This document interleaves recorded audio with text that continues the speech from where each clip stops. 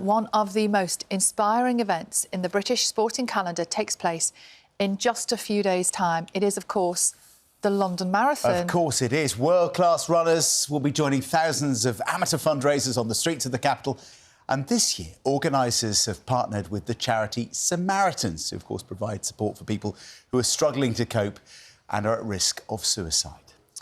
We are joined here on the programme now by Natalie Pinkham, who is going to be taking part in memory of her friend for the TV presenter Caroline Flack. And also here is Chief Executive of the Samaritans, Julie Bentley, and Dave Locke, who's going to be running the marathon for the 25th time, as you can see, dressed as a giant green phone.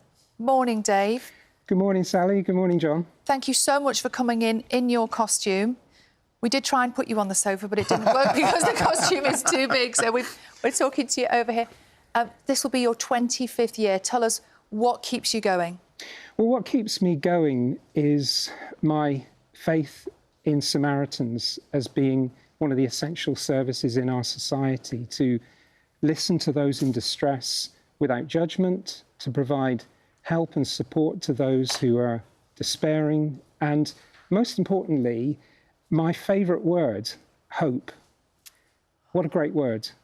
And my commitment to Samaritans is all about ensuring that we can help people hope and believe in a better tomorrow.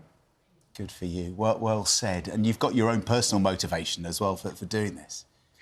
Yes, 35 years ago, I came very close to taking my own life following a divorce and a childhood where I was questioning what value was I bringing to anyone.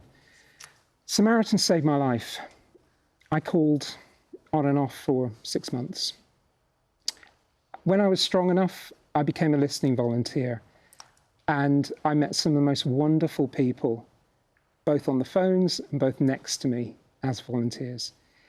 I then decided to become a fundraiser, combine my passion for running with Samaritans, and then Dave the Green Telephone, Dave the Running Telephone, was born. Incredible story. So, Julie, tell us how important it is for Samaritans to be able to partner with the London Marathon and to be able to talk about it in this way. It's a really exciting and important opportunity for Samaritans to be the charity partner of London Marathon.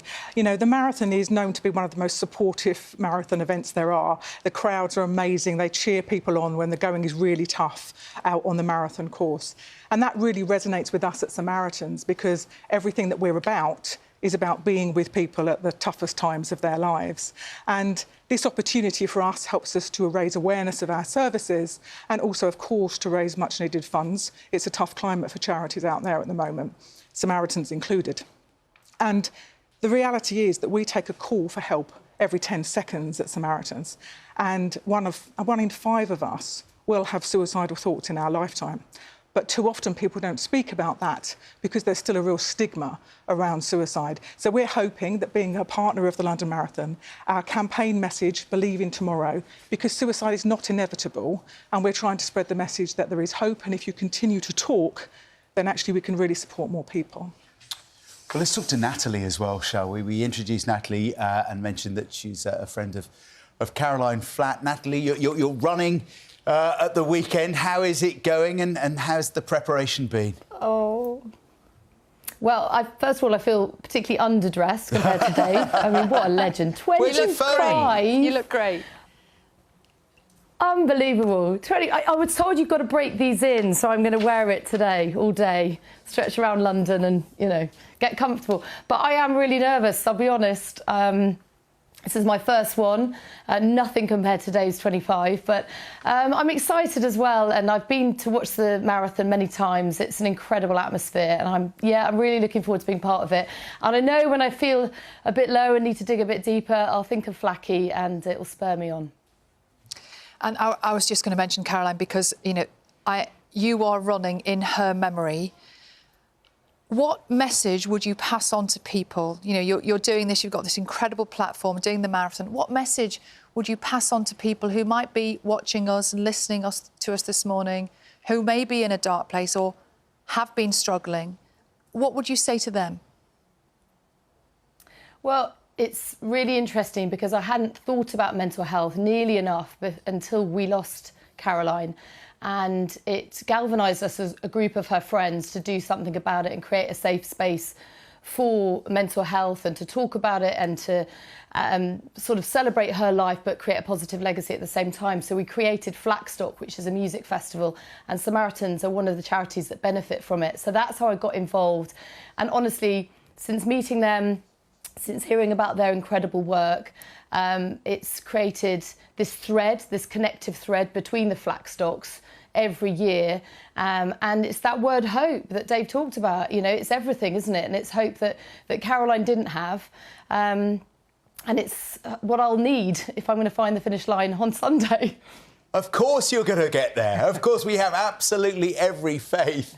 No. Think positive. Think positive. It's an amazing thing you're doing. I promise. And in terms of, how important is Caroline going to be in your mind as you're putting yourself through that gruelling marathon at the weekend?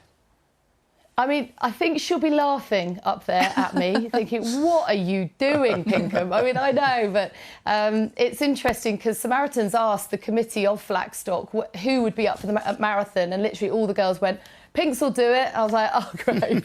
But I have always wanted to do it, and I figure it's not going to get any easier the older I get, so this is the year. But, yeah, look, they're an amazing cause, and I'll be thinking of our tiny dancer in the sky every step of the way. Dave, you also will be thinking of your brother, won't you, at the weekend? Yes. Tragically, Stephen, my younger brother, took his own life last year. He'd struggled for a long time with his mental health. I tried to help him in 2013, and then we lost contact with him. And then we found out that he died by suicide. It will be tough on Sunday. But Stephen was always there watching at mile 24.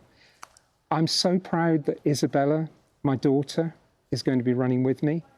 And she doted and he doted on her. They had a great relationship.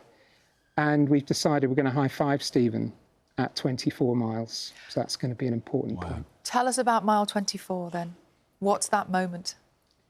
Mile 24 is where Stephen would stand, and the first thing he would always say, he'd look at his watch and he'd say to me, you were supposed to be here about an hour ago. So we'd then have a bit of banter and we'd meet at the finish. So mile 24 it's going to be emotional. It's going to be an emotional day for lots of people. We'll be watching the telly to spot that big green phone on the streets of London. Natalie will be watching you as well. All the very best to all of you taking part. You'll be brilliant. You're doing a fantastic thing. And good luck. Well done to Samaritans. Thank you. Thank you all for joining us. Thank you. Thank you. And if you've been affected by any of the issues we've been talking about in this discussion, there is always help available and advice. If you go to the BBC Action Line website, bbc.co.uk/actionline, information and links are all there.